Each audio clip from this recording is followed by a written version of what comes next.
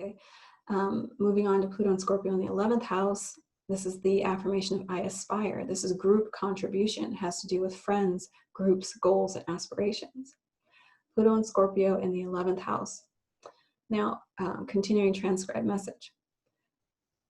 Pluto and Scorpio in the 11th house. Now, you can become a part of a lot of secret organizations with this.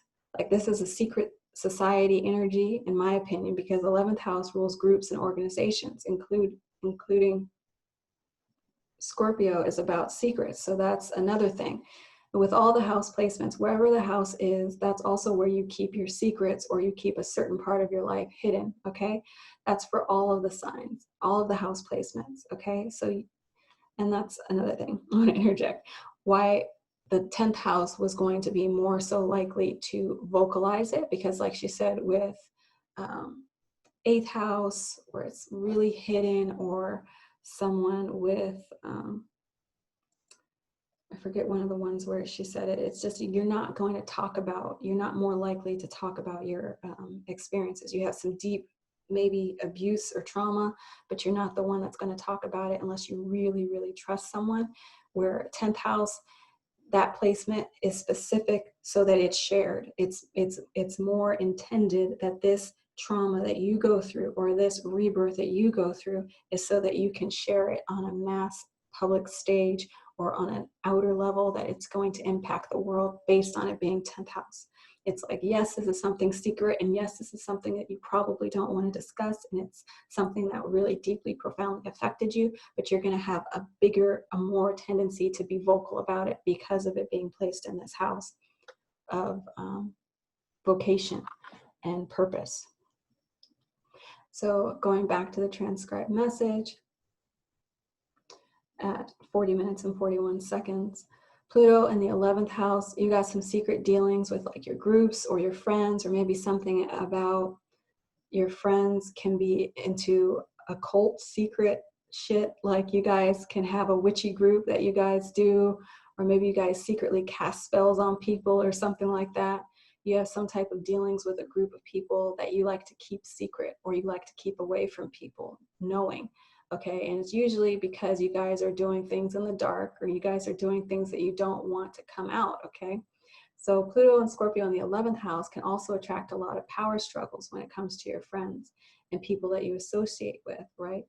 There may always be rumors out about you, and there may always be rumors going around about your relationships, or you're going to have a lot of up and downs in your friendships, or you're going to have a lot of up and downs. It may be very extreme in nature. There could even be sexual abuse with you and your friends. Because let me just tell you guys something. Pluto and Scorpio is about abuse and sexual abuse and trauma. And a lot of it is about sexual abuse. That's why Pluto and Scorpio was during our generation, all this rape stuff started to come out, and molestation and all of that stuff started to come out, okay? And then she moves on to Pluto and Scorpio in the 12th house. I just want to take a second here to go back to this 11th house placement, because she really went to some of the secret society occult type stuff. And I was like, obviously I really wanted to see which house I was in with this. And I'm 11th house. And so I watched a couple of different videos on this. I'm not in any witchy groups, and I don't have a secret occult group. Of course, I would love to have one and join a secret society, but the ones that I hear about today aren't doing the best stuff. So I'm really solo right now. So I would like to connect in secret with some people who are, you know, actually worth connecting with, but I haven't found them yet to do some of this work, because they kind of have this negative attribute. Just kidding.